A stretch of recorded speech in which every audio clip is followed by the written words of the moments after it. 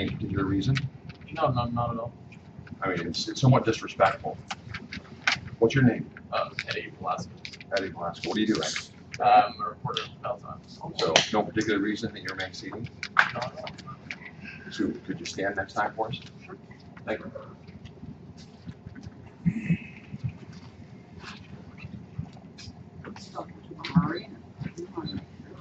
Start with our draft minutes from the last meeting. Second. Third. Aye. Okay, any discussion or changes to the minutes? Okay, all those in favor of the minutes? Aye. Any opposed? Thank you. Our first resolution, our only resolution, this is the best packet we've had this year. This is nice. Resolution awarding professional services contract for social services. Why don't we go ahead and have a motion to discuss first? And then I will hand it over to Stacy. Sure. So this is our workforce development contract with the Workforce Development Board. This is by federal statute that we have to have a different operator versus a different board. And as you know, this is SUNY Oswego has umbrellaed under that system, the Workforce Development Board Inc. There is a slight increase. If you look at the budget from $88,365 to $92,344. However, if you did read the brief that I sent to you, it did speak to our WIOA funding, federal funding. We received an increase of 18.7%, which was $206,954. So we certainly can handle that. Some of that is for them to do some more intensive strategic. But there's no, this is not gonna kick in until the end of the year, right? July 1st, I think it was. Oh, Yeah, July 3rd. Yeah. Okay, so, but we don't need a budget bond because, Because we had to get this approved and the WPB has to accept it and then we'll come back in for the budget. any questions? Are there any major changes to the contract? Pretty much. It's pretty much regulated by federal statute, so what their roles are, coming to meetings, what the makeup of the board has to be, all of that. All right, any other questions? All in favor? Aye. Any opposed? Thank you. We've got the letter supporting state bills regarding parking for persons with disabilities. Is that offering? Well, either of us, defer to legislative purposes. Let me bring it up on the history of this. We had a person who went to a Walmart store, parked his van, he's disabled, he's in a chair, put his slip down, went into the store to shop, he come back, and someone had parked in the yellow striped area next to his van. They called the police showed up, both sheriff and trooper, because the store sits in Granby, and both of them informed the gentleman that they cannot ticket the car or tow the car because they do not have enforcement for that in the town. They had to get permission from the store to tow the car out of the way. And now when they hear they finally towed the car. In researching this, we found out that the city of Oswego and the city of Fulton does have a policy in their city that they can ticket for these type of violations. And in further research, we found out that the law is sitting in the codes of New York State. It's not in traffic law. So therefore, there's no empowerment or authority to take any action. So, with my other hat, or eyes, took the challenge on, did the research, presented it to Mr. Barkley. Mr. Barkley took several months with his staff researching, wrote the bill that would correct this. It will put it in traffic law in the right place. It will give law enforcement the right to ticket anywhere there is accessible parking for cars without tags, identification, or parking in the loading, unloading zones that are set aside for people with disabilities. The bill was assigned a number. Senator Ritchie got on board, and it's now been assigned a Senate number. And what we would like to do is, I'm going to give it to Phil to explain the process of this resolution, but I would appreciate the committee considering the next step, because I think this is important, and I'm very, very proud. Phil Church has been involved in the process as we've been going along, but once again, like the synthetic drugs, it's the county of Oswego that's going to fix the problem for the state, because this is a statewide issue. Anyone with a disability should not be put in that kind of a situation. They can't get parking because someone's not identified to be able to park there, or they can't get out of their car or in their car because someone's identified to park there. Thank you. In my role as a NISAC board member, I've been in touch with NISAC about this, having them look, kind of get an idea of whether this was going to pass in this session or not. They think because it's a one-sided bill right now that it's not going to pass in this session, but so they need to get more bipartisan support for it, and it could likely go next session. When we put on the agenda a letter in support, that was to try to get something to the state ahead of end of session, which is the day after the legislature meeting, which is why I wanted to do a letter out of here. But with the information that this may not go anywhere in this session, we could still do a letter just in case it does, but also do a formal resolution that we share with the other counties, share with NISAC, and get it on NISAC's formal agenda for the fall for lobbying when in the next session to get this done. That would give it more time to get bipartisan support. So, do you want to make a resolution to I do make so? a motion that we do a letter of support and resolution to NISAC. Any other question?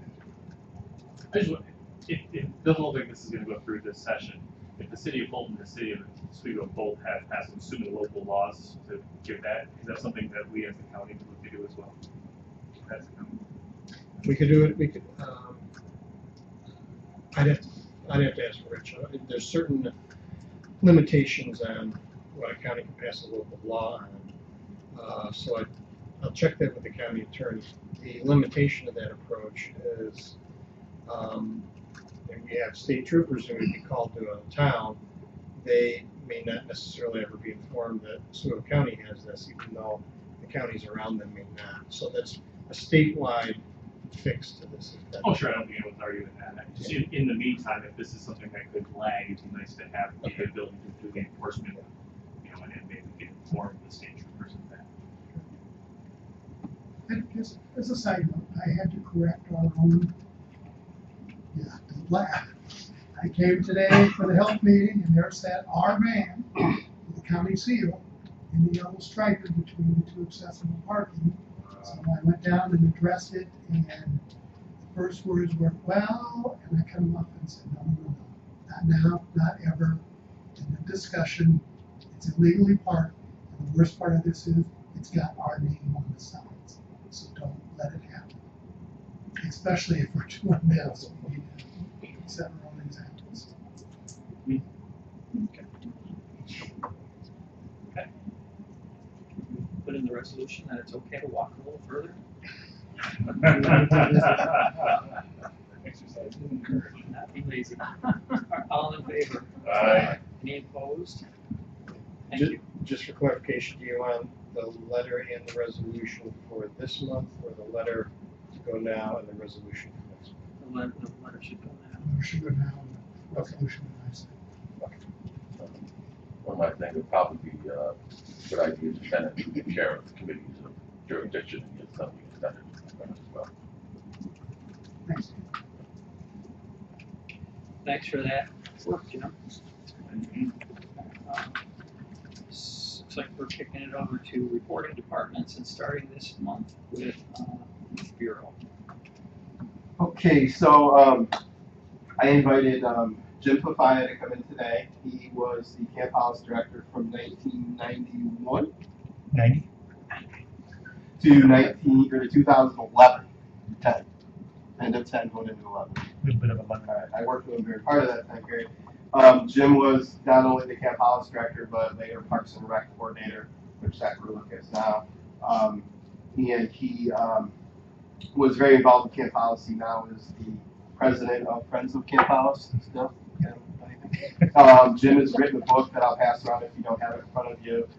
Jim tells me it's not his favorite book he's written, but it is a book he's written on the history of Camp House. He's currently writing another book on Camp House right now. And this is our most recent up-to-date brochure that's going around South of Camp this summer. But Jim wanted to talk a little bit about the 75th anniversary, which is coming up. You can have that when it's done if you want. The 75th anniversary, among some other things. So Okay, to come up here and talk for Jim? Yes, you can. Thanks for having me here today. And 1946 Camp Hollis was founded. But just let me briefly tell you, because Margaret Kessler's here, and we have a deeper history. Dr. Leroy Hollis from Sandy Creek founded a health camp in 1928 at that same site. And one of the reasons I don't like that book that's going around, besides it's all just pictures and very little words, it doesn't really include that history of Dr. Hollis, who started the health camp, which really allowed for Camp Hollis to open in 1946. So we are celebrating the 75th anniversary of Camp Hollis in 2021, but the history almost goes back 100 years if you include the health camp. So the book that I'm writing is going to be much more inclusive and less pictures and more words. So why I'm here is when we had the 50th anniversary for the camp, which was in 1997, the county went out pretty big time for this event. We had a big party at camp, a 2-day event. First day for former staff, and the second day was open to the public, so we had a lot of campers, parents of campers who came to the event. And we put together a little brochure with some information. And to do that, Kathy Fenlon, who was Brian's predecessor, put together a committee that included people like myself, who was working at Camp Hollis at the time, and some former campers and staff, and then some legislators and human services committee members. So I'm here today to talk about a couple of things. One is, does the Friends of Camp Hollis have the county's blessing to do an anniversary party, because we'd be doing it on campgrounds, and we certainly want to know that we're able to do that. And then to talk a little bit about, is it possible for anybody either on this committee or if you know anybody that might be willing to put in a little time to help us plan this event. Let me talk a little bit about what being on a 75th anniversary committee might be like. What I'm envisioning, first of all, the anniversary is 2021, so we have about a year and a half lead time. Well, actually, more than 2 years lead time, because we're looking at summer of 2021 being when the party takes place, or the event takes place. That I was picturing quarterly meetings through the rest of this year and 2020. So once every 3 months to meet as a committee, with everybody on the committee having areas that they would be agreeing to research. Let me just talk about a few of those areas. One would be history research, which would be working with me. That's what I'm doing right now, is making sure that I have the facts straight and collecting stories, but sort of gathering the history of why it is an important anniversary to mention. And can I just briefly mention why it's an important anniversary and why Camp Hollis is so important? In 1946, Camp Hollis was the first youth program to receive funding from New York State for a new program which was called Youth Commission. Juvenile delinquency was pretty bad in the 1940s, and the state was trying to look for some way to combat that. And they were looking to fund programs that would help youth. And Camp Hollis, a long story that I won't get into, but the founder of Camp Hollis, Judge Eugene Sullivan out of Fulton, saw a lot of kids that had gone the wrong way. He decided that a camp for kids that had that special need would be important. So in 1946, Camp Hollis got that youth funding from New York State, the first youth program to receive such funding ever, and has continued. We've received funding from the state continuously since that year. So there'd be history research, there'd be outreach, those people that maybe could work on Facebook, social media, connecting with people that used to work there, go there. Margaret and I were talking about a newsletter that goes out around the world about the sanatorium that he founded, that Dr. Leroy Hollis founded. Oswego County Sanitarium. Yes. In Orma. So that would be one of the avenues that we would work to reach people. But somebody that would be willing to do that kind of research, promotion of the anniversary and the event. So perhaps speaking about it, if you were on the committee, maybe speaking about it at events that could help promote it, publicize it, creating an entertainment, and then actually being at the event. We had some committee members, some legislators who spoke at the event about the historic values of those sorts of things. Let me see if there's anything else I want to mention here. So I, as Brian said, I'm a member of the Friends of Camp Hollis. We're the not-for-profit that supports the camp. Here's an interesting fact for you. When the camp was founded in 1946, it was a free camp for children, and it remained that way until 2003. Those of you that remember 2003, that was some really tough times for Oswego County and our budget, and the county made the decision to start charging fees for kids to go to camp rather than close the doors of the camp, and we're very thankful for that. Friends of Camp Hollis was founded to start raising money so that no child would ever be unable to attend camp because of fees. So that's our main goal, Friends, is we still support kids. So many kids pay to go to camp, but some still go for free, and that's through the Friends of Camp Hollis. So Friends of Camp Hollis will be a player in this anniversary celebration. Brian and I have already talked about, Zach, his new Parks and Rec director, and maybe some Camp Hollis staff being a part of the committee, but it would be great to have some Oswego County representatives as well.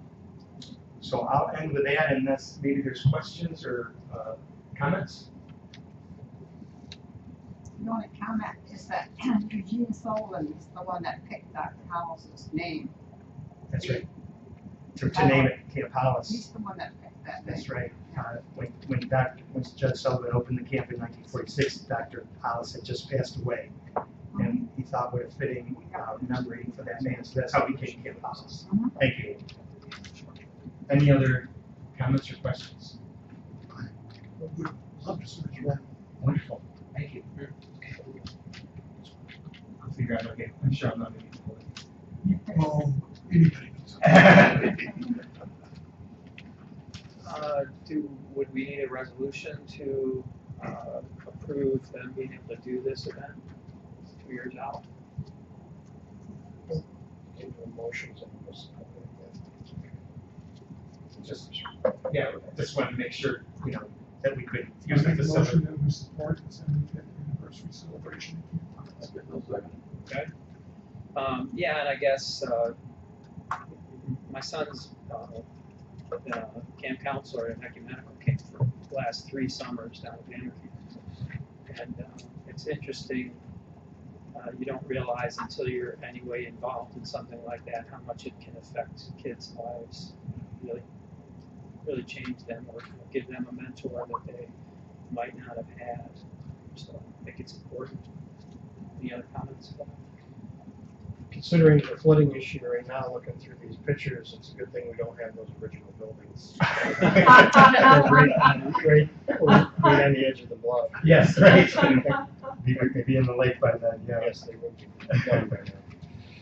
Okay, any other thoughts on the motion? All those in favor? Any opposed? Thanks, Jerry. Thank you very much. I was gonna say too, that if you look at this right here, this kind of goes back to the, similar to the very old logo, but for the 75th anniversary, we are going to go back to the logo they used 75 years ago. And Jim actually found a shirt out to Hollis that resembles what that is, because he didn't mention the other part he wanted to do about the museum. Oh, I'm sorry. I thought you were gonna find a 75-year-old shirt. That's nice. Well, I know, it was from the 60s, so we're getting close. One more minute at a time. With 75 years of history, if you've been to camp lately, you've seen in the dining hall the pictures of the staff boards from over the years. You know, one of the most attractive sites there. People love to go and spend hours. And donations like T-shirts and others. Is, you know, we'd love to have a space. We're running out of space in that dining hall to collect our history and keep our history. We actually have the original cards that were used in 1946 to check the kids in. At that time, the kids were checked in and weighed. They were weighed at the beginning and the end, probably for the opposite reason we would think for today. The idea was to get those kids to gain weight in the couple of weeks they were there. We have all those records, things like that. And so with hopefully some new things happening at camp, maybe some new building structure, we'd love to be able to use either part of an existing building or a space to have a museum there. And Friends of Camp House is willing to, you know, put the effort to make that happen, but we know we need permission of county campground. So. What year did they stop swimming in the lake? Doing the research on that is late 60s, early 70s. And do you want to know why, or are you clear why? Or I'm just wondering if that could ever change. oh, that would be a big.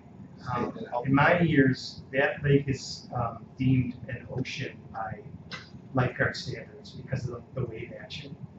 So we toyed around with having a dock that would be moved in and out of the water, and it's pretty restrictive. It would be nice, but there are a lot of health codes regarding safety in the water. Mm-hmm. Is this something like the state parks have had to deal with in the past? Is there some sort of relationship with them that? With the county and the state? Yeah, just curious about that. I mean, obviously people could swim in the lake. We do it all over the place, but yeah, it depends on the location. I was just curious about that. Interesting section where Camp House is, you know, the wave action that comes in there. That's why we're getting a lot of that erosion too. Is it sort of hits it directly. So some of those storms out there are pretty severe. But it's state health codes, and you're right. There are state parks that let swim. It would have to be looked at. Thank you, sir. Do you have these T-shirts already and to go? No, not yet, because I was going to say you could get a booth at the fair this year in August and next year too, maybe to promote your anniversary coming up. If you have something to sell, there's a lot of people like to walk around with T-shirts. Or do you want just the kids that have to go on to Camp House have T-shirts, or whatever, or even a hat or something? Yeah. It would give you some money to work with, I think. Is it too early to order these things already, or? Well, that would be up to your staff, because they're gonna be creating this, something campers will get as their shirt, but for that year, selling them would certainly be an option. But I'm not Or sure. whatever you could sell, because we got space at the fairgrounds, and people have heard about it. But everybody loves to have a T-shirt or something or other, and if you got a T-shirt 75 years, 2021 or whatever on it, that would give you some promotion. People walking around with them, Very good, thank you. and that would be August. Is that too soon to get everything together?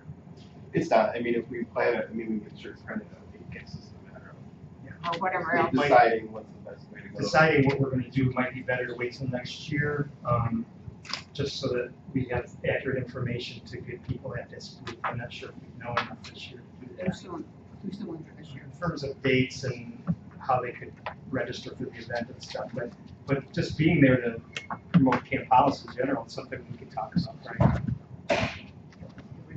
Because you have to get PR out there Absolutely. all over the place. Thank you. So you get on our staff, we have Lois, who's our kitchen, she's been there 38 years, she's been working at Camp House, she's still there. She's got a lot of history right there. And Zach Rulick, our current director, was a camper camp and you actually work at the gym. Worked his way up the ranks. So anything about the museum that we would need to get okay from you, or? I think you would need to gather a little bit more information about what you're What after, do we want to do? how much space you want, Okay. and so on. Okay. All right. Yeah, thank you. Thank you again very So much. Brian, are we gonna lose the new fence that we just put up? Not a chance, Jim. We moved that thing back far enough. We're good. Okay, Brian, you got the, Yeah, I'll go quickly. Couple things I just wanted to talk about. I'm gonna pass if you didn't see it. These were this is a couple you can take if you want. Our Youth Career Summit was a couple weeks ago out to the city. Roy did the welcome. At the end, we had about 600 kids show up for the event. Once the ball got rolling, once we got through their technical issues, it seemed to be a pretty smooth day. We got a lot of positive feedback off of the career opportunities that we were able to provide for about 600 eighth graders. We had 8 of 9 school districts there. So it went well. I do have for you, I was going to pass around our AmeriCorps summer program. This is a list of summer positions. Attached to that too is a business card for Chris Metz, who's our AmeriCorps coordinator. Many jobs that are available that are on that list, a lot of them are throughout the whole county. So if you know of anybody in your district that may be looking for a job, they have to be at least 17 years old, but there's no cutoff date. So you could be 17 up to age whatever. So that's an opportunity for if anybody's asking about summer employment. That is opportunities. So we have camp house jobs are all full. We've had quite a few staff who, as I said, Lois has been there for 38 years. Our security director, I've seen pictures of him from the early 2000s. He's returned. We have quite a few great staff this year on holding that Zach was able to bring on. I'm also just going to give you just what's there. This is an example of one of the things we did. Last week we did our City of Oswego Youth Government Day that we partnered with the Elks. That's just the brochure that was distributed to the city. To work with that, I was in Saratoga last week for the director's retreat, and OCFS was here yesterday visiting Camp Hollis and such while they were here. Some interesting things are coming out for 2020 to be creative on different funding sources that OCFS is working with. So I'll be sharing those as we go forward later. The construction at Camp Zerby, I was on the phone with Casey today. There's just a couple documents that she needs to be able to finalize the work to get started soon.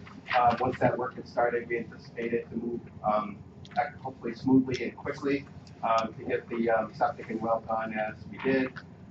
As we promote summer reading, our Little Tree libraries, we currently have 11 of those throughout the county. That's to take a book, leave a book. And those are strategically placed throughout the county, but if you want one in your area, if you let us know, we can get one built for you. You can find a group who might want to decorate it, and then we can help to get that rolling. Our Leadership at Oswego County Youth class, as I mentioned, they graduated 15 students this past month. They're recruiting for the class of 2020. Youth Corps training is July 8th through July 12th. So we have applications in our office. Anybody going into grade 7 up through age actually 21 who wants to be a Youth Corps member can start hearing cases. Traveling Arts in the Parks, we have 8 shows booked throughout the county. My staff tells me we have room for about another 4 shows. So again, from your community, if you're looking at possibly wanting a Traveling Arts in the Parks show, we traditionally hold some spots so that we don't fill them all quickly. If not, we'll fill them in June to go out through August. Different activities. Our Oswego and Fulton Summer Park program will kick off right as school gets out, where we will, as many of you may recall, as we were young, used to have a parks program where they would have staff in the park to just actively work with the kids while they were there. And that's a few things where it's organized, there's a few things rolling. That will be both in Fulton and Oswego this summer. Our USDA tennis program, I think we have about 15 sites signed up right now. We will have about 20 when it's all said and done. We'll provide free tennis throughout the summer. Why do we pick tennis? Because it's a sport people can learn. It's safe. There's no, you're just playing non-competitive activities throughout the summer. Our springboard murals for the city of Oswego, I think we have about 15 of those. The wall where you've seen those in the city of Oswego, we are going to probably run out of space after this year, so they will have to find a new location. The Movies in the Park starts right up here behind you. June 26th is the first movie. It is Into the Spider-Verse, and Bubble Mania will also be there, sponsored by the Youth Bureau, so those will be movies. There'll be movies in Mexico, Fulton, and Oswego this summer. I'll put on in collaboration with the credit union and the youth group. That's all I'll take for now. Unless you got questions. Questions? Thank you.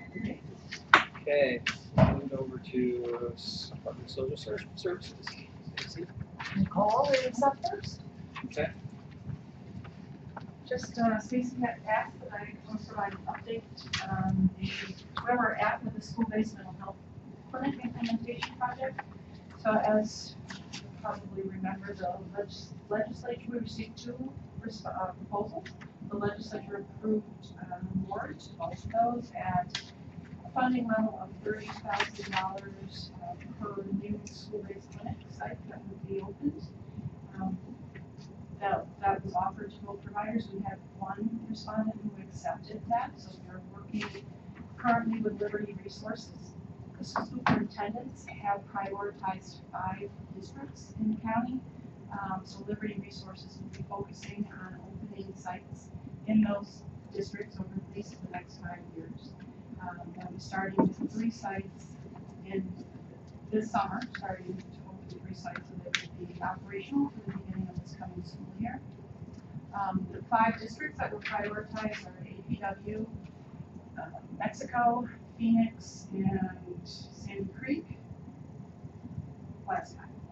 APW, Phoenix, Mexico, APW. The last 3. The 3 that they're starting in are Mexico High School, Phoenix Elementary, and APW's junior, senior high school building. So those will be the first 3 sites that will be for this September. Oh, what were the 3 again? Mexico High School, APW junior, senior high school, junior, senior high building, and Phoenix Northern Elementary. Okay.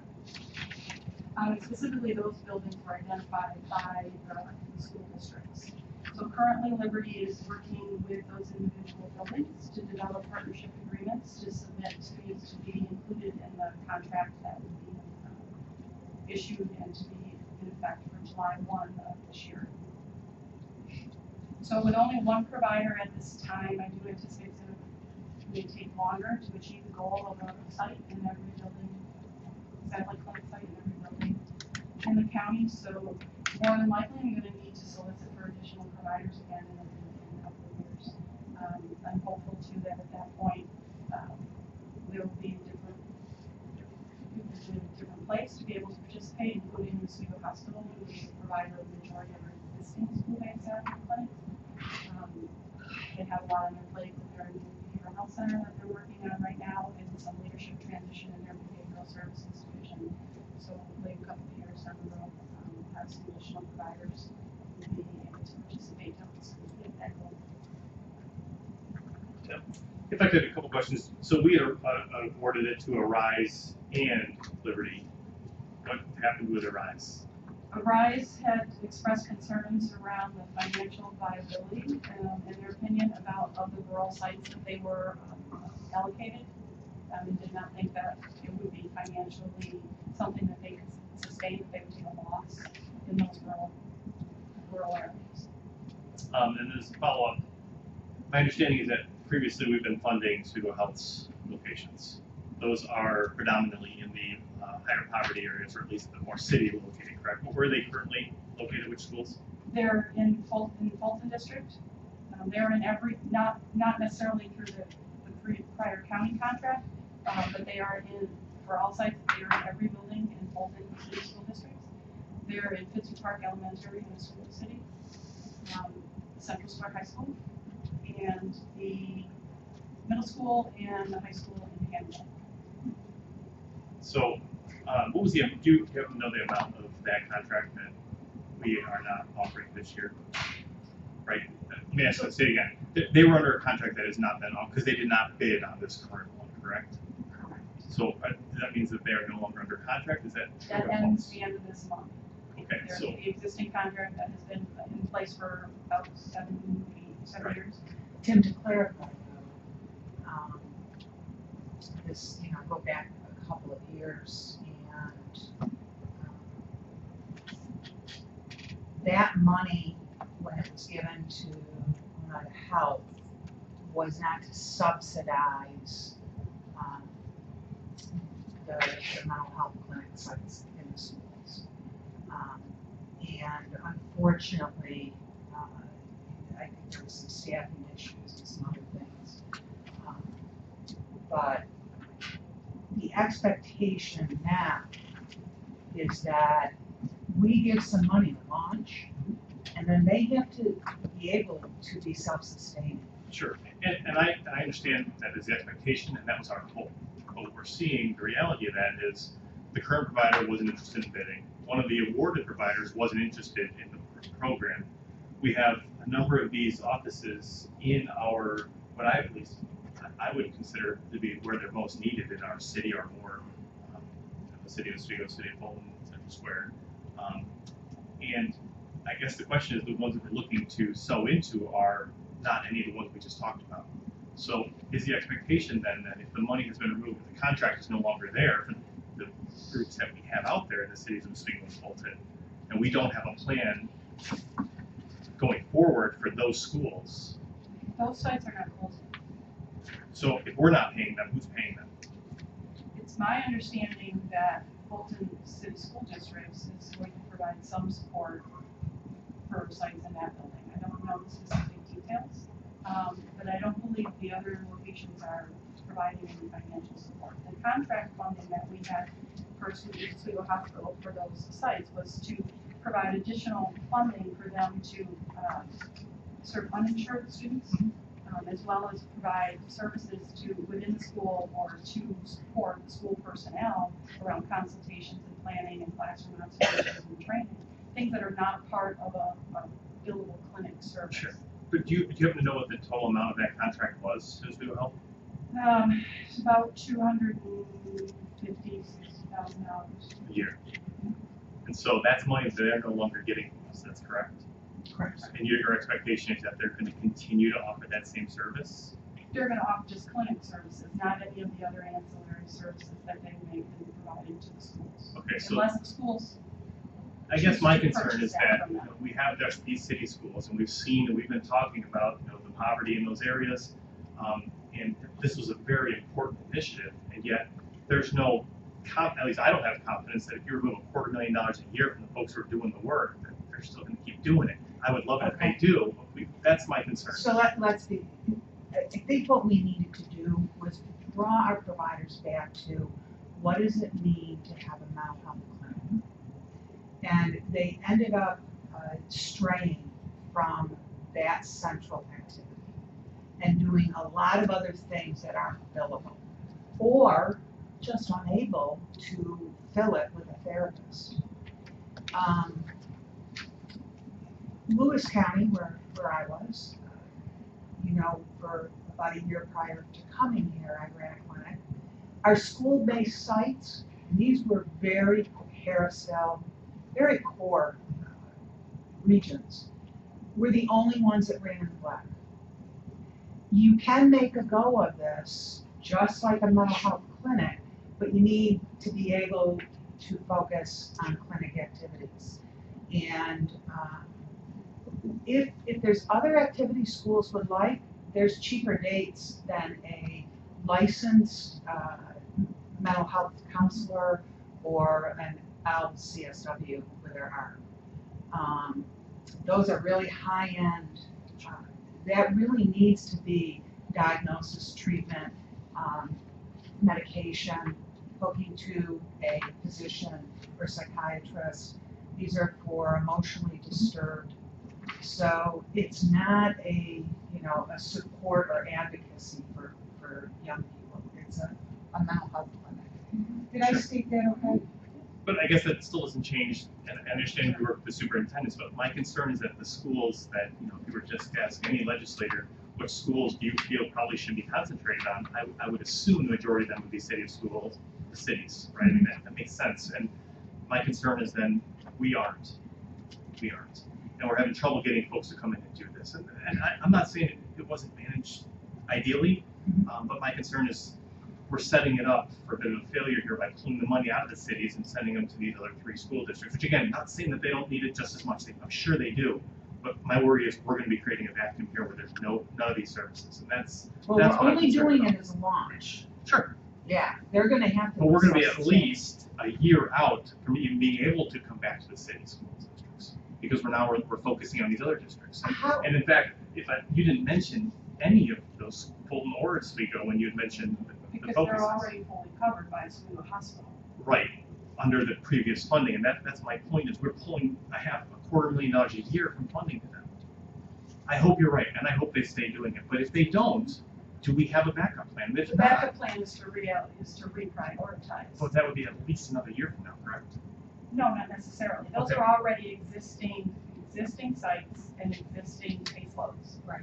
It would be more a matter of, if the Oswego Hospital can't retain those sites and keep them operating, it would be a transition of the license. Okay. Which have to work for the state office of OMH. And that's something we could do internally, reactionarily, not If the word. the hospital says that we can't do them anymore, we can't make it work, Sure. then it's working with the hospital to identify another provider who would want to take over that license Sure. and operate those. And I would expect potentially, considering that the reason that Arise was not interested was because it was more rural, potentially there could be an opportunity there. Mhm. Okay. I mean, that makes a lot of sense. I just want to make sure. Again, we'll, we just we'll got done check saying in. that the previous program was not profitable, and now we're removing $250,000 from it a year. That's not going to make it more profitable. It was not, it can be. Sure. I am absolutely convinced that it can be.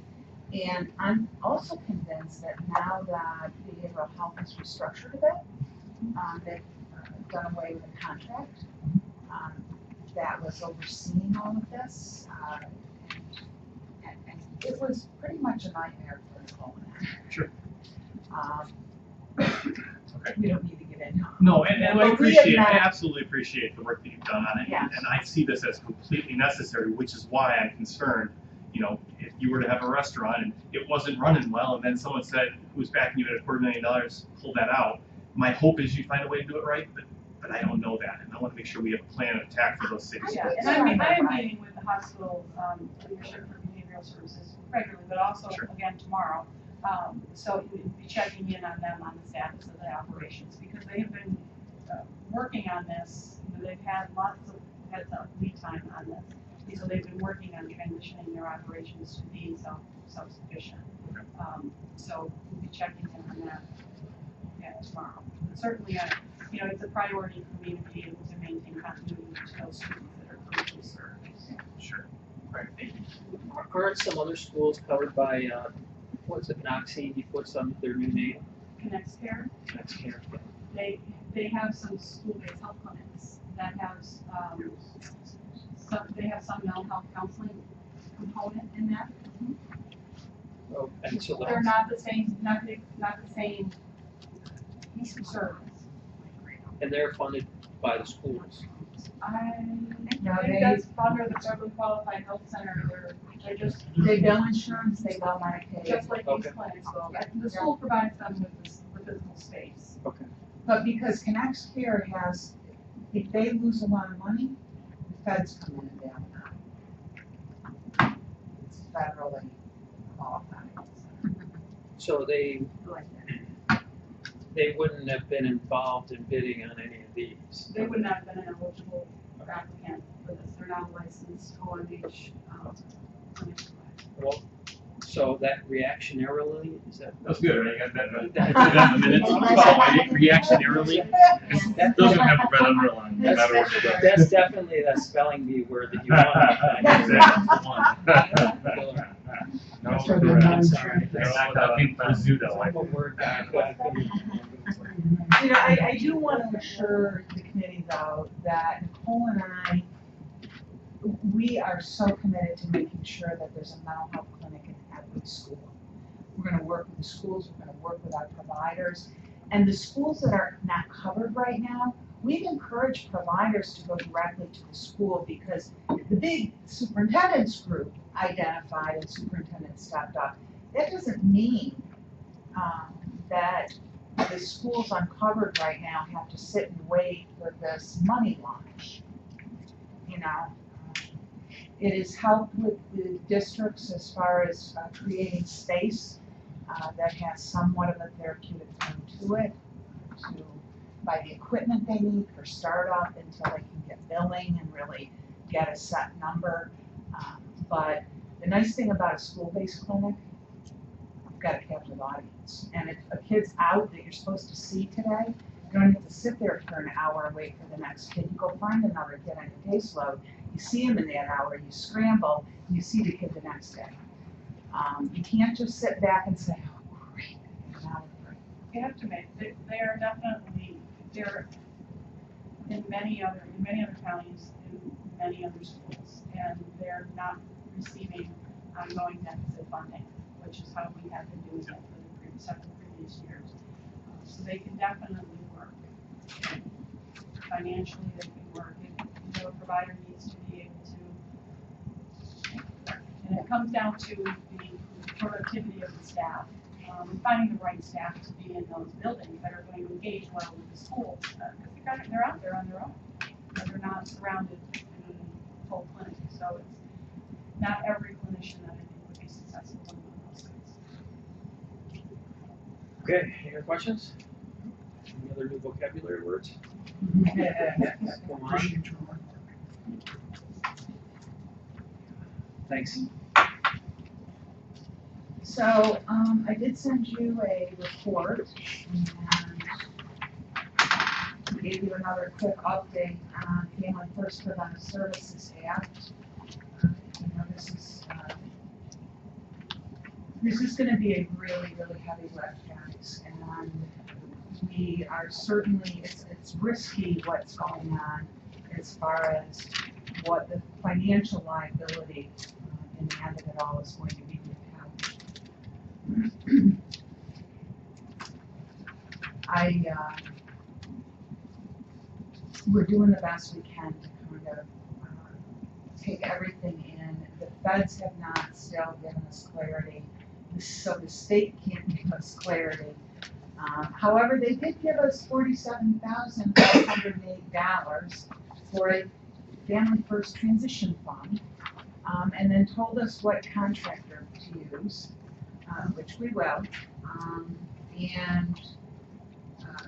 This is really about providing some supports to KinGap and family and for foster care. It is, we're getting hammered left and right by the state right now in all kinds of administrative directives. So these things are moving along at a very quick pace. I just learned today, and Veronica worked hard on a chart for me about how they're going to look to,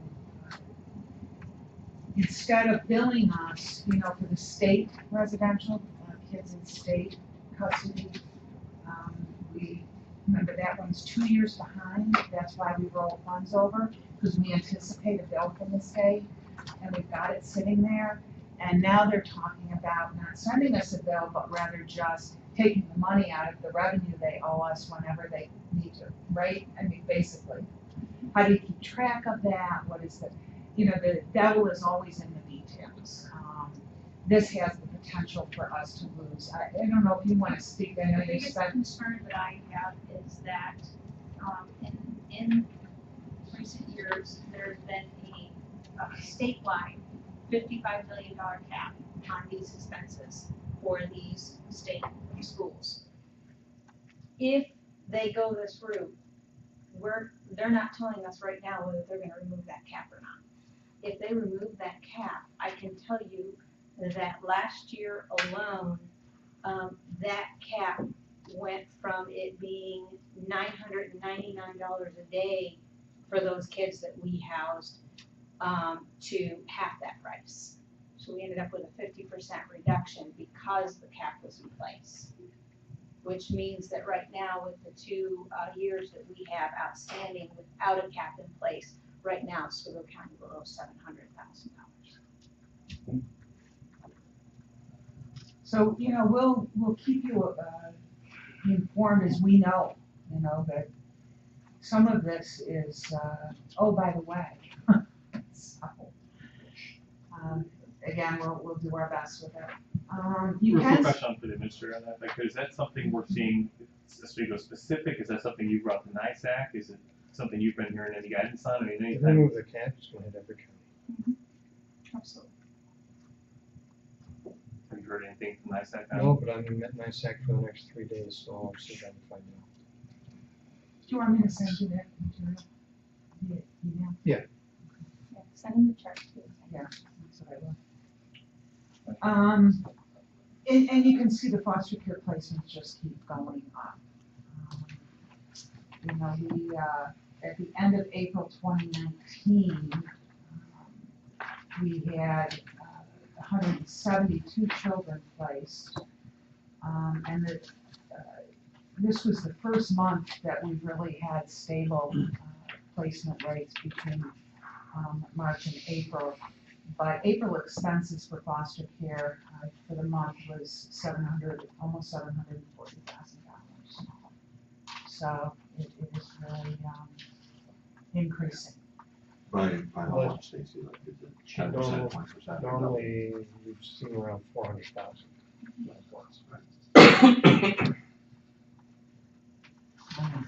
And how successful was the foster family recruiting?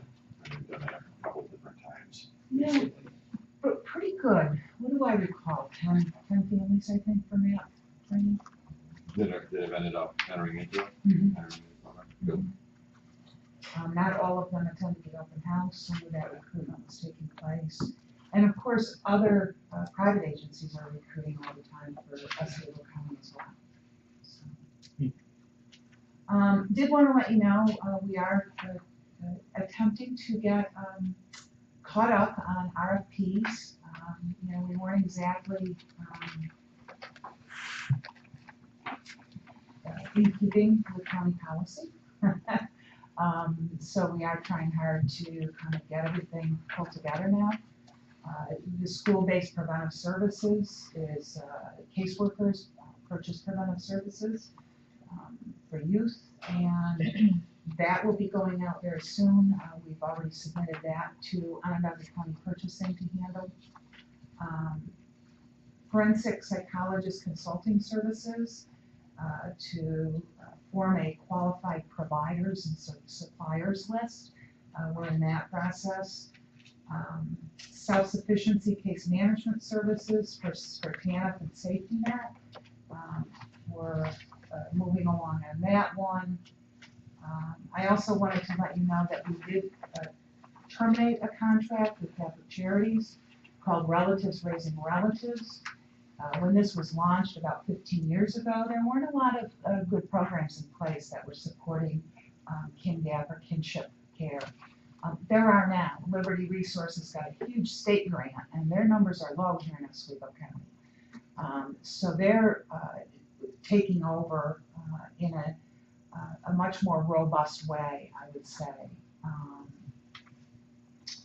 for that. That was $171,045 annually, and so we will be providing an addendum to existing contracts with Catholic Charities because of our increase in foster care. So we'll be looking to have a few more parent educators and transportation. The parent educators is a court-ordered services, and we have a waiting list now. We've never really had to experience that before, but it's taking about 9 months to get a parent educator. We can't leave kids in foster care while their parents are waiting for support services. That just makes no sense. So this is how, it's all within the same vendor, but this is how we're kind of moving some money around. And there's no local share. This is all triple FS. I also wanted to give you a heads up and request your support. I'd like to issue an RFP for transportation dispatch and transportation aids. We are moving ahead. I decided we should separate it out since I wrote this to you. So we are moving ahead with transport aids. The dispatch right now is very fragmented. Nicole pays for a dispatcher for mental health contracts. I do for the transporters at Catholic Charities, and we have a senior caseworker doing our case aid dispatching. So we're looking to centralize all of that under, pretty much will be under Catholic Charities umbrella there, because they've got parking. You know, our transport aids coming in and out of our parking lot in Mexico gets tricky because we just don't have any parking there. So we'll really be looking at that, as well as bringing another vendor into our midst through volunteer transportation. Any community I've worked in the past, we've had some kind of transportation network that's helped offset for transporters. Very successful up in the North Country. And they are actually, the North Country vendor will be doing a workshop at our July New York Public Welfare Association conference in Saratoga Springs this summer. They're providing everything they have, their software, their forms, their protocols. Do you see that spider? It's Yeah, driving me I'm crazy. checking it out. I'm watching it. Okay, make sure it doesn't come near me. He was over here before. He crawled back. Oh, there you go. We got rid of the snake. Yeah. Good time. Sorry. It is distracting. Not to look. So I'd like your support for me to put that RFP out. It doesn't mean we have to go down a contractor. I'd like to kind of see what kind of bids we get back on it. And if for any reason AEI, which is some possibility for an application to deal with some transportation issues, if we can fold it in there, we'd be set for an award and set with a vendor. So, but I won't spend any money I don't have without your permission, I promise. So, okay for me to move ahead with that RFP? You want a motion? Do we need a motion for that? You don't have to, Chair, if you want, just force it. Let's take the motion. Second. Any further discussion? All those in favor? Aye. Any opposed? Okay, and then you saw the WIOA funding, Yahoo, that was pretty nice, a couple $100,000. And summer youth employment, we got some additional money there, $390,428. We'll put together some triple FS money with that, and we're in the process of recruiting and hiring about 200 youth this summer. So it's a real high impact program for our low-income families. I also wanted to let you know about SDSJP. So I met with Dave Hall, and you know, SDSJP can be either put under the DSS umbrella or the probation umbrella, and DSS is not receiving a penny of this money. It's really, in fact, a little clumsier to have it this way. So I offered it to Dave last year when he was absolutely brand new, and he said, give me a year. So this year, I think we're on for it. It is October 1st start. So that's a federal fiscal year start. And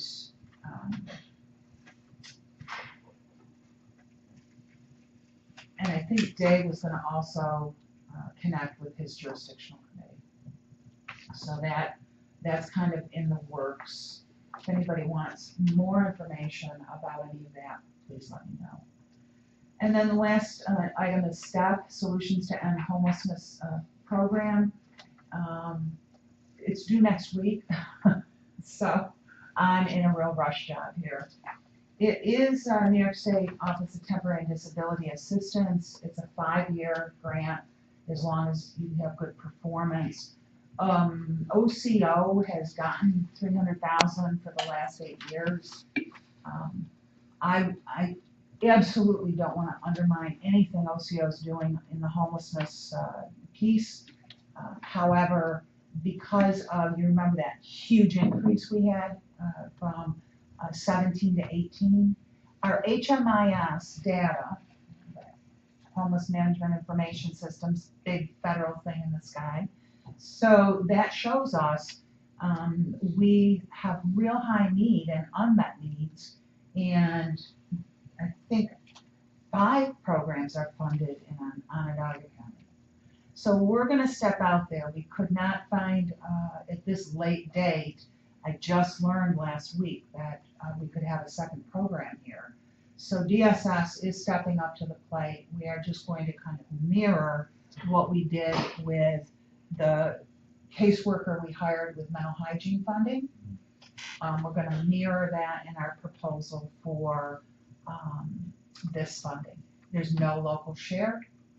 With that said, for 8 years, the state has matched that federal money, emergency shelters grants money, 1-to-1 match. But there is a caveat in the RFP that says if the state can't match it and you want to continue this, you'd have to match it. Well, at that point, I think we need to kind of take a look at the effectiveness of the program and possibly back out of it. But they continued to fund it for 8 years, so I think it's worth it. If we lose the grant, I'll lose the caseworker position. That I promise. I'm not, this would be no local share. And we would have rapid rehousing money. So my hope is that rapid rehousing money is going to pull back a little bit of that local share money that we have been spending in emergency housing and motel rooms. And rapid rehousing can be used for a lot of things. Utility arrears, subsidizing the rent. So I'm a guy, I just got out of jail. I'm homeless, I have no supports, on public assistance, he gets about $190 a month for rent. He can't find anything for $190 a month for rent. So we give him a couple of $100 more. We say 3 to 6 months, this can be up to a year, but typically 3 to 6 months we look at, get on his feet, and start gradually shifting that financial responsibility back to him. So there's a quick scenario on how that can work. So I've not, the award ceiling is $200,000. In talking to some of my contacts at OTDA, it's probably not reasonable for Oswego County to get $200,000-$300,000 awards. So ours is going to come in under $150,000. So, and I just kind of made those decisions this morning with my team, so you can have this. I did do the papers. Any questions on staff? We are working with OCO on this. We've been meeting with them. $190 a month for rent, less than $7 a day. Where is anybody going for that? We've got clients that with disabilities that are under $300 a month income for everything for the month. Yeah. You probably pass some of those structures on the roads and don't think anyone lived there. Right. It's those kind of places. It's not good. Yeah, housing is really tough. Tonight I'm going to the City of Oswego's Planning Board to advocate for DePaul's new project, Lock 7 apartments. So I'll also go to the zoning board. So wherever I can infuse a little influence on getting some of these projects up and going. And you see OCO's project is just going like crazy over there. It's built, really going up fast. We're really excited. So we are seeing some progress with safe, affordable housing, but we've got a long ways to go. Yep. Okay, thank you. Over to you, Jamie. Good afternoon. May was a busy month for the Veterans Agency. We had Memorial Day. So I want to thank legislators Krasik and Papaya and legislator Castiglia, who's not here, but the 3 legislators came to the Fulton Memorial Day ceremony, and both legislator Krasik and Fias spoke. I did post those speeches on our Facebook pages. The event was way more attended this year than the previous year. So I'd like to think that the use of social media probably helped that a lot this year. So it was the first year that we had the social media pages up for the agency. And that was how we spread the word for the event. And we probably had like 70% more people there this year than last year. The parade went well. It started to rain probably the last 10 minutes of the parade. So most of the parade was finished before the rain came in. Today, later this evening, we're going to go through the Veteran of the Year packages. So there were 8 nominees for County Veteran of the Year. So I'm excited to go through those with the advisory committee later this evening, and we'll get some results for that. And that's it for the Veterans Agency. Thank you. Thank you. And I just, there's been a lot on the news with the 75th anniversary of D-Day, and it just, the incredible interviews. It must just thrill you to see so much national news surrounding our local true vets. It's nice pretty because awesome. there's not many left. Yeah. So it's humbling to see the interviews with the ones that are left.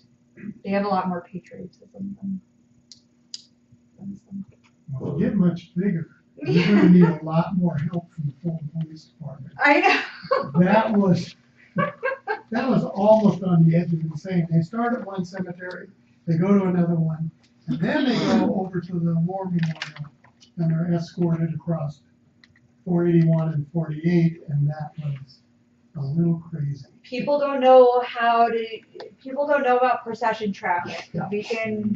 There were definitely almost a few instances of collision. So we are actually going to work with OPT next year to see if we can park everybody at St. Mary's Cemetery and use 2 buses and just bus through the procession and then bus everybody back to their vehicles. So yeah, so you don't have to worry about that. I didn't. I stayed right near the squad cars. Yeah, in regard to the World War II, the Library of Congress has an oral history project where you can see all the interviews online. And my grandfather is on there. It was placed on there like more than 10 years ago, and it took like 5 years of processing before it all made its way to the World Wide Web. But yeah, it is a valuable resource because it's a primary source right in front of you on your screen. Yes. I'll have to check that out. Thank you. Okay, Sarah, you're up. Well, as in your party packets, we have our second annual senior picnic on June 26th. We did partner with the United Way. We solicited contributions to cover the cost of it, and we've covered it fully, so our seniors won't have to contribute any cost to the event itself. So we're very happy about that. And working with United Way, if there's any money, if we get additional contribution or donations in, we will have that for seed money for next year's event. So we it won't be as stressful trying to find a place and food vendors and all of that. So we're very happy. If any of you can attend, that certainly would be welcome. It's from 10 to 2, as the flyer says, that there's a lot going on. Lunch will be at noon. So certainly please feel free to attend. And once I get all of our donors' information in, I'll share it with everyone so you know who contributed to the event, so you have that information. Also, the longest day celebration. I shared that at the last meeting, but I just wanted to remind everyone that is on Thursday, June 20th, and at the Oswego Farmers Market, and from 5 to 6 p.m. Be a walk around the bridges. There's no cost for it. It's really just a day to show love and support for those, whether it's a family member, a friend, anyone that you know that's affected with Alzheimer or dementia-related disease, because it's, even though it's not the actual longest day of the year, that's what it is supporting, because as we all know, if you don't know, Alzheimer, you're good during the day, but when it's the sun starts going down, the sundowners, and that's when they start having more issues. So the longest day is to be in support of them. Yes. Can I ask you about Yes. the picnic? That's the one where they bus all the people from, that want to come from the other locations up? Well, I don't know if, I don't think the nutrition class, we did that last year because it was part of nutrition services. It was a congregate meal. So they bused people in to that event.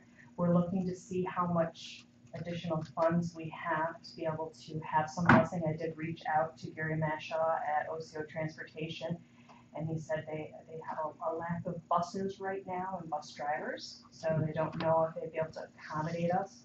I am trying to see what pricing we could get, if ever we could get to like Fulton, even though it's not that far from Oswego, because their transportation office is there. If they could get to like Cuba Community College, the parking lot there, and then they could bus them into Oswego.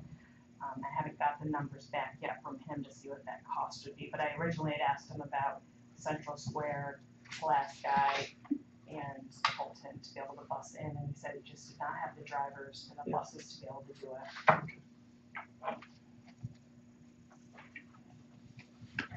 The RFP for our registered dietitian went out a second time. Again, just one response at $75 per hour, which is over double what we pay right now. I'm going to be working with Onondaga County to revise how it is going out. I just wanted to let you all know, though, instead of asking for them what their hourly rate would be, I'm going to take a page out of the health department's book, and they have a monthly amount that they pay them for the number of hours they need to provide. Right now, under our nutrition guidelines, we have to have 12 hours per week of registered dietitian services. That's split up between OCO and our individual contract with our RD. They're looking to bring those hours up at part of their new guidelines to 16 hours per week. We currently, because we knew this was on the horizon, we currently are providing, even though it's 12 is the minimum, it's been a combination of 14 hours between the two. So what I would like to do is to bring it up to that 8-hour amount, or 8.5 hours, because OCO does 7.5 actually.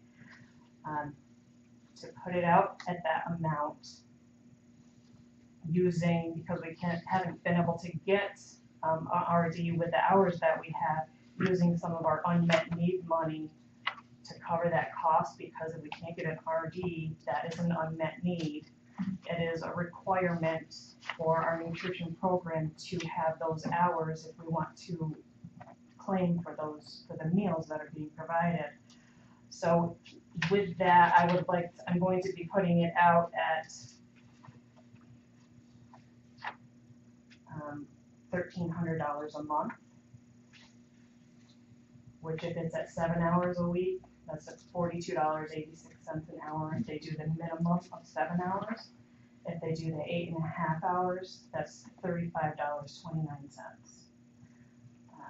Anything over 35 hours, similar to how the health department has it with their RD, it would be at $35 an hour. So it's an additional cost from what we are currently paying, like annual cost for dietitian, the additional $2,860. So it's not a large sum of money, but it certainly will be an increase in that budget line if it does come back. If we do get some bites on it and it does come back, but it would be covered under the unmet need money that we have. But it would come back to you when that does come back to approve it. I just want to let you know kind of how I'm heading with that. Our current dietitian says that she'll continue on right now, so we won't be without that service. Mary Kay, she's the one who is retiring. She wanted to retire March 31st, but she is continuing on with us, and she said she'd continue to work with us. Hopefully we'll get something in place before the end of summer though. Is there any questions on that at all? I did a little chart, a little spreadsheet. I don't know if anybody wants to see it at all. Pass it around.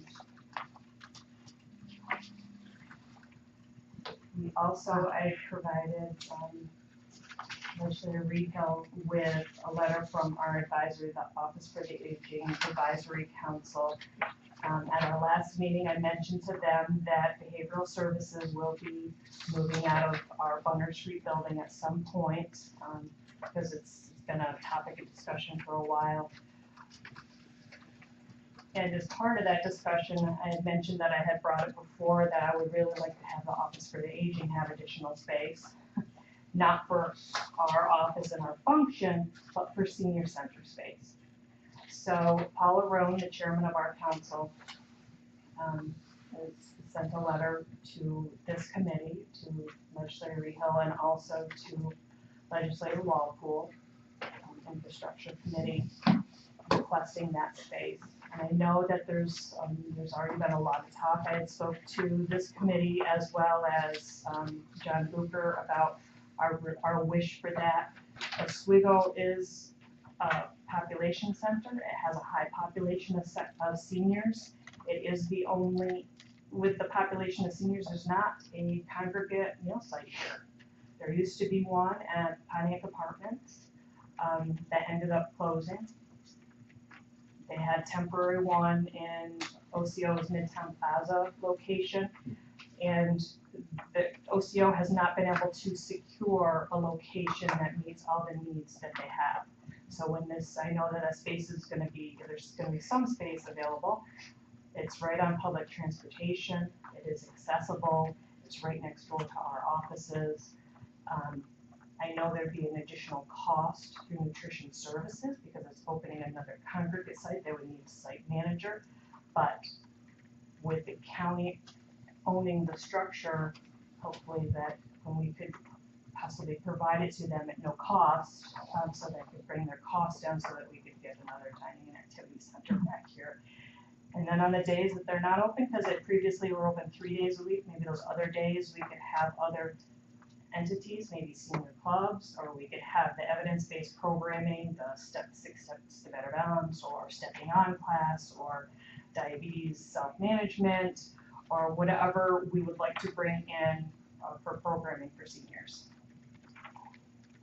So I just wanted to put it out there that we would like some of that space, and I hope you would support us.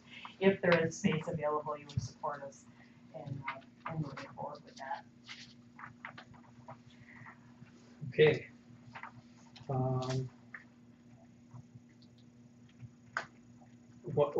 There's no specific projections for when that space is going to be available anyways yet right now.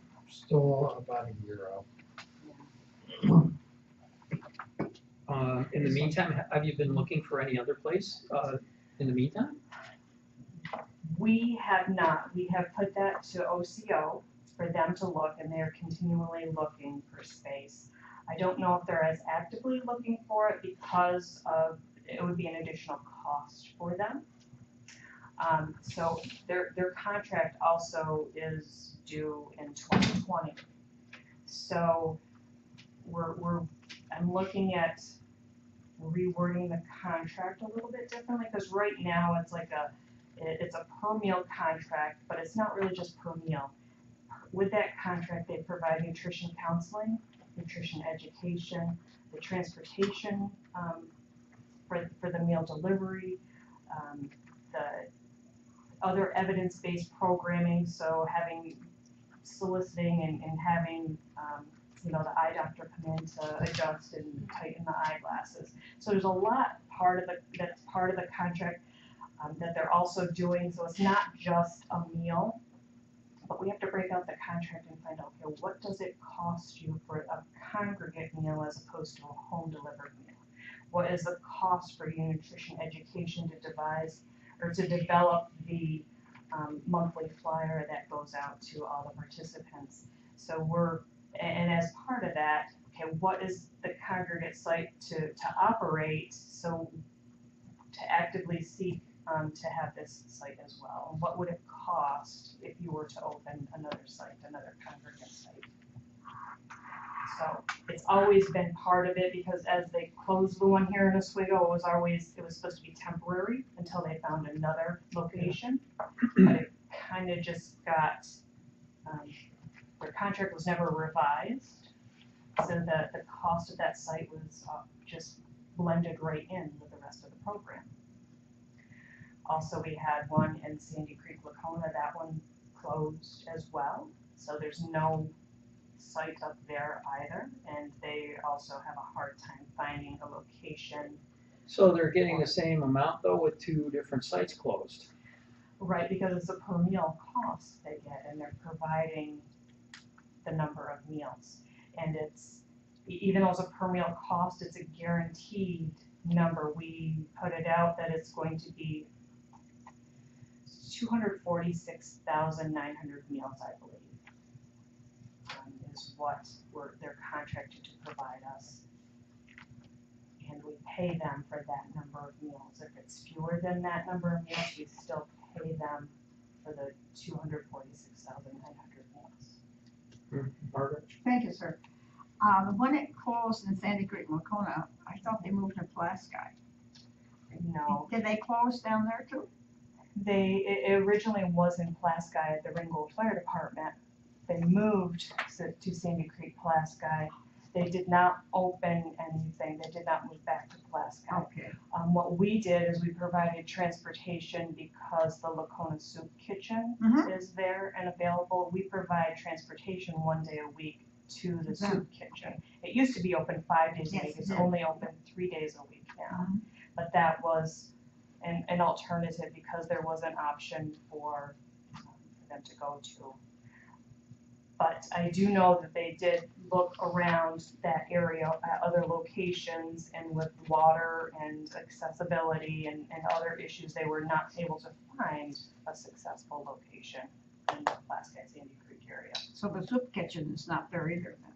The soup It's still there. It's still there, but it's open 3 days a week as opposed to the 5 days. And I think they're busy, I believe. At least when I drive by, it looks like there's cars there. Right, and that's open to anyone. Yes, it is. It's not just seniors. Yes, correct. So you have a director for each site, right? There's a site manager, yes. Site manager. So then you also are down 2 site managers as well in budget from losing those 2 over the years. Interesting. With the for Oswego site, with the consolidation of Catholic churches in the area, maybe they want to take a look at one of the churches or contact the diocese, see if they'd be interested in. Then it could be they could contract with them. These are churches that have halls with tables and chairs and kitchens already in them. Yeah. They could contract rather than hiring a person. Or Well, then that's where Central Square is in the Catholic Church in Central Square now, after moving twice this year. If we ever get that CFA house, that was kind of one of the things I proposed, that seniors could use house during the off season as well. Yeah, but then you gotta swap out and move for the rest of the year. Yes, that's what happened at Camp Vanderkamp. That was one of the hiccups there, because they had to move out of the site for 6 weeks each year, so they're in a temporary location. That doesn't work. When these sites close, does the Meals on Wheels people increase so that these people really are not missing any meals? Correct. We evaluate them for their eligibility for home delivered meals, and that's what we have picked up people because of that. There was no other place, and we were going there for someone to prepare the meal for them, or they couldn't afford to purchase the food. Because I know when they went to these places, because they used to be in the town hall when I was there, they loved to come because they ate, talked with other people. Right. Had a piano there, they played, they sang, and played cards. Anybody that's eligible, we would much prefer they go to a congregate site, because it's not just a meal, it's the socialization and it's the education that they receive as well. And Full city hall. Yeah, big time. Fulton is the only one that's open 5 days a week. Yeah, and that's at City Hall. Oh, it's a big time. Yeah, they played cards, put puzzles together, chatted about the grandkids. I was there. I was very, yeah. It was a big deal for them to come. Yeah, it's good, good service. Okay, are you, anything else? Yes, I just wanted to let you know, we're in the process of getting our 4-year survey together. We'll be presenting that at our senior picnic with the needs assessment survey. And it doesn't have to be just completed by seniors, it's for senior programs, but everyone knows a senior, you have a mom or a dad or someone, so we'll be sharing that with you all to complete as an incentive for our participants at the picnic. Their name will be put in a hat when they hand back the survey, their name will be put in a hat for a door prize. So prizes are always are incentives for people. Also, our New York Connects grants, I'm sending it, actually I sent it out today. We actually, it's March 2019 through, April 2019 through March 31, 2020. They actually allocated us another $10,000. So we're happy about that. So must be we're doing something really good here in Oswego County with our New York Connects program, connecting people to services and getting those units of service in, because that's what they base the funding on. Our farmer market coupon program, in case anybody asked you about it, we have not heard anything yet. Last year we received 840 coupon booklets, $20 value per booklet. We're hoping that we will receive the same amount again this year to distribute. But again, we haven't received the program instruction on it, the number of booklets that we'll receive, any of the supporting information that goes with it. Once the farmer markets start opening up, that's when you start getting those questions of when the booklets will be available. So we don't have any information as of yet. We're told program instruction will be coming out in the middle of June. So at the next meeting, I'll let you know what we received and how we're progressing with that. That's all I have. Okay, any questions for Sarah? All right, I will look for the appropriate motion. All those in favor? Aye. Thank you. When, next week, 2021. 20, in the middle of something. I have to be here, but I'd like to be able to. Okay, no, you're fine. We have the committee, then you